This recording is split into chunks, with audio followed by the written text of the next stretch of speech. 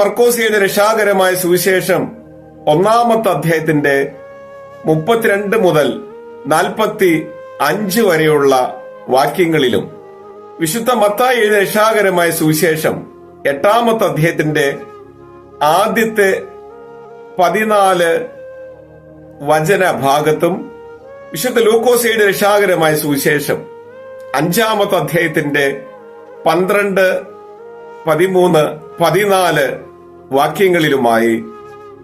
ഈ കുഷ്ഠരോഗിയുടെ സൗഖ്യത്തെക്കുറിച്ച് നാം വായിച്ച്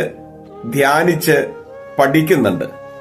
സ്വർഗത്തിലെ പിതാവാം ദൈവത്തിന്റെ സന്നിധിയിൽ നിന്ന്, ആ മഹത്വത്തിന്റെ സിംഹാസനത്തിൽ നിന്ന് എളിമ ധരിച്ച്